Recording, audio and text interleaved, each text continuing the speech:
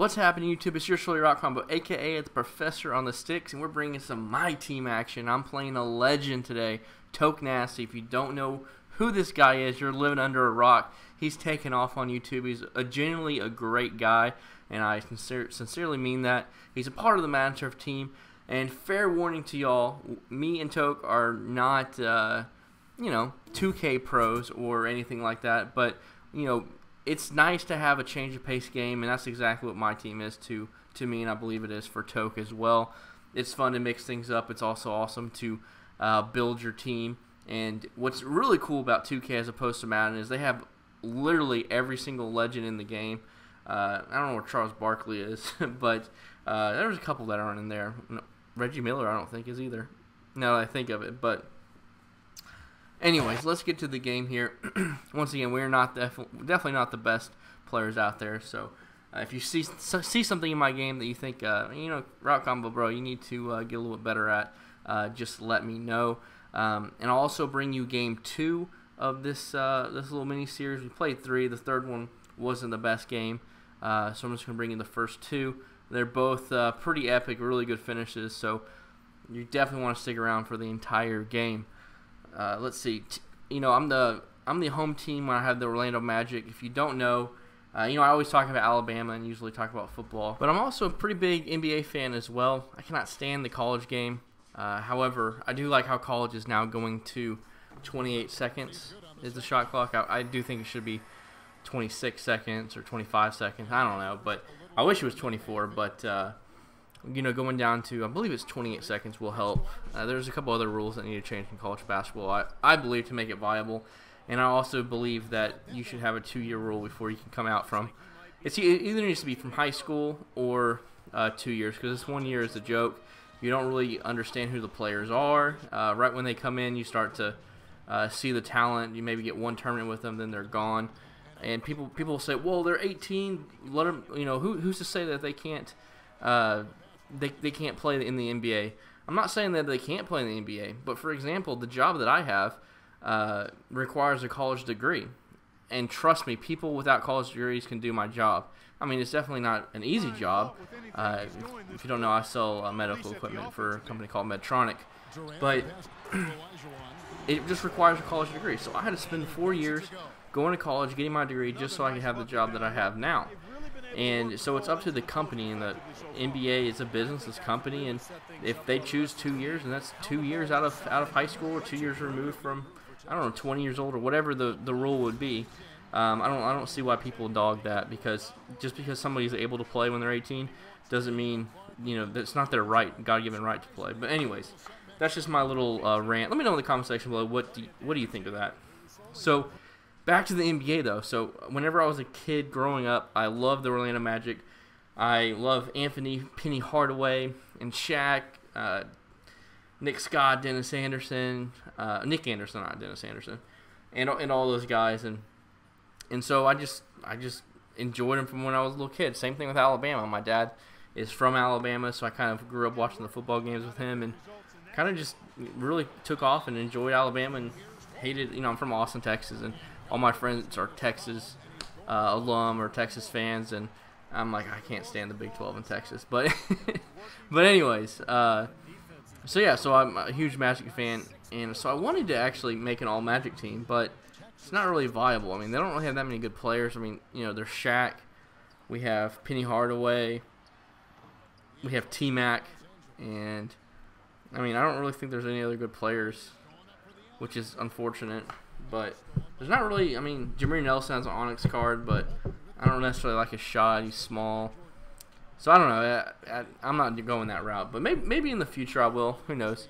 But anyway, so that's where I'm getting the Magic uniforms and the Magic court from. Big time Magic fan. But anyways, let's get to this game. Right before I get to the game, though, big shout out to Toke. He's a good guy, and if you haven't, you definitely need to go subscribe to him. His channel is youtube.com/MaddenGoat, and I do know if he could change that name of his YouTube channel, he would. But anyways, Hakeem gets a really nice big time rebound, and it looks like I get the shooter's roll to get the 3-point, and so it's 27-23, down by 4.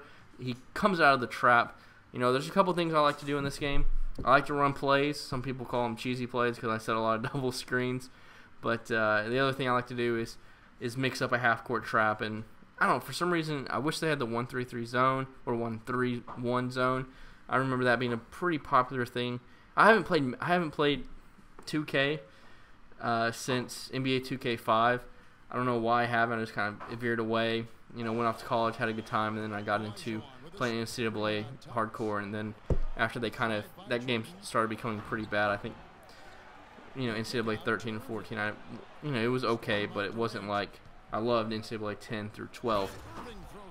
So this is my first game I've played of 2K since 2K5, and it definitely took some adjustment. It's a lot different than it used to be.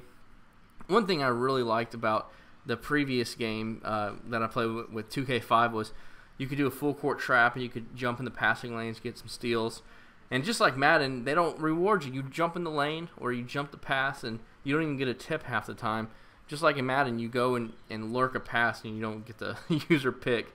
One of the most frustrating things out there.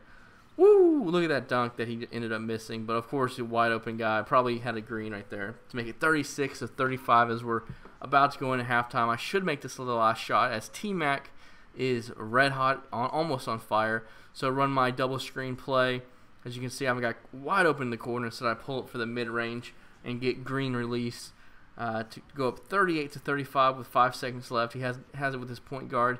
Looks like he's just trying to run back and forth for a three-pointer, and look at that. Doak drains it. So now it's 38-38. Good first half. As you can see, he shot 71%. I shot 70%. That's some terrible defense. I'm definitely going to have to step up my defense in the second half here. And so I go up with a nice lob to Hakeem the Dream. People say LeBron made a nice finals run, but Hakeem in the finals in I think 94, 95, not the finals, but really that whole playoffs, the Rockets just fed the beast and he kicked it out to the three-point shooters. And I mean, they literally rode that man to a championship, to back-to-back championships actually. So here we go. One thing on my team, it's so OP is this fadeaway. Post fadeaway. I don't know if I haven't played any like ranked matches or online play, so I don't know if it's just because I have all these legends on my team that are between 96 and 99 overall players that make it really tough to stop. Something that's very tough to stop is look at this fadeaway by Iverson. This man Tote can go back and forth and then hit you with the fadeaway, and it's very tough to stop. And that's what we call a Dilfer dime. Let's go, baby. And now I'm trying to set up the play here, double screen, hit him with the left. Yao Ming can't keep up. MJ for the slam dunk. Looks like he's drawing a double team, so I'm going to get a nice green release from MJ. The GOAT, the greatest of all time, with a crucial three to put me up 49-46. As you can see, I keep trying to hit him up with the half-court trap, not working out too well for me. But T-Mac has double red, so he is on fire. So hopefully I can hoist up some shots with him. Another bad shot right there by Toke. Nice contest and a good rebound on my part.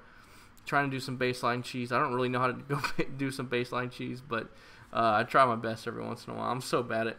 I see some people go up with Clyde Drexler, somehow drive all the way to the baseline and then do like a windmill dunk. I'm like, how in the hell does he do that?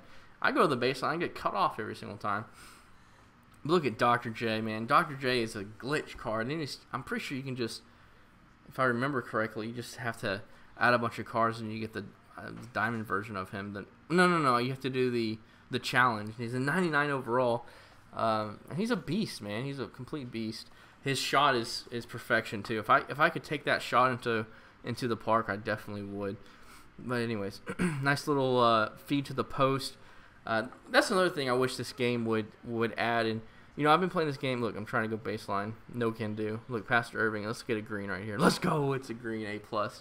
One other thing I wish 2K would do for next year's game, hopefully, is it just seems to me like the most popular thing to do and most kind of, I guess, overpowered, which it kind of makes sense, is to have like 4 small forwards and maybe 1 point guard or like 3 small forwards and a point guard, let's say, or put like LeBron or T-Mac or something like that as your point, and then everybody else be small forwards and then just one center for rebounding.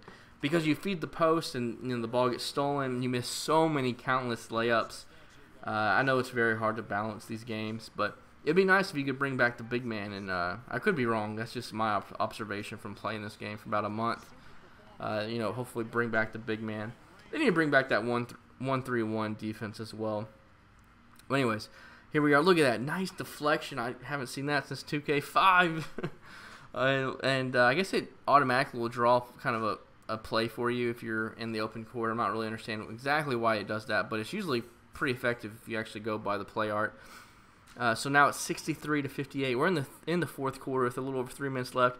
I have my backups in, and this is just the gold Steph Curry. And Steph Curry's release, it takes a little time to get used to. Since this game, I have gotten better with his release. He can still be a little hot and cold, but I was able to pull the pink diamond Curry. So actually, my boy CC was able to because he's quick on the sticks, unlike me. Look at this. Pass it out. Let's go. That's going to be a green. This play is so tough to stop. So I go up 66-60. As you can see, 3 minutes left in the fourth. Doing some half-court trap. Playing really good defense. Nowhere really for Toke to go right now. And really good contest on my part. But he gets the rebound, of course. That's the disadvantage of doing these different traps and stuff. A lot of your guys are out of position to get the rebounds. So 66-62. He's making a little run here. James Harden to the bucket. Gets blocked by Dr. J. And I pass it up. That was kind of a risky pass to MJ. My version of going baseline to get the jam, the Space Jam, and I love that movie. Talk about LeBron carrying his team to the finals and getting a couple wins over the Warriors. How about MJ in Space Jam with the team that he had to go against? So that's literally 1-on-5. But looks like this guy has tenacious hands. He gets a nice little rebound on me. Russell Westbrook, a little back and forth cheese. Nothing's really open. Passes it back to him, passes it out to Harden. Really good defense. 4 seconds, 3 seconds. I cut off Harden once again, and he has to hoist it up into essentially a double team. And that was a crucial stop. So now I'm up 4 with ball. I'm going to back down. The post fadeaways. Cheese! And it's Jordan. I mean, come on. It doesn't even matter how bad my release is. So up 6 with a minute left. He calls a timeout to advance the ball, and he tries to hit it with Iverson with the fadeaway. No can do, but gets the rebound. Steph Curry for 3, and he misses. But it looks like he has tenacious rebounder. I get a nice little SWAT animation, but he gets the ball back, and he's going to back me down, hit me up with the post fade. And his MJ is just as good as mine, so he's trying to trap me. I was able to somehow pass the ball out, and now we have T-Mac over here. Trying to do some work. One thing you can do is you can always press Y to start walking sideways or start backing down your guy, and you're not going to get fully trapped. Make a nice little ball movement to go up by 6 points, and this is pretty much the game as long as Steph Curry doesn't make some heroic shots and I miss my free throws. So nice little sideways swag step and then step back for a 3. With Steph Curry to make it a 3-point game, I get a successful inbounds pass, and now all I have to do is have MJ hit his shots, which he does, and this is pretty much going to wrap up the game. Once again, this is Game 1 versus Toke. Game 2 I will bring to y'all. Let me know what I can do to add to my 2K, I guess, editing and commentating and all that. I think I don't think I've ever really posted 2K before. I posted a couple part games here and there, but this is really the beginning with my team. Don't really know exactly how it all goes down, so let me know in the comment section below what I can improve on, and do you want to see more games like this from this channel? And I hope you guys enjoyed. We got the W, 76-71. So good game, Toke, and can't wait to show y'all Game 2. It goes down to the wire, and MJ might have a last-second shot for one of us to win the game. Hope you guys enjoy, and I'll see you on the sticks.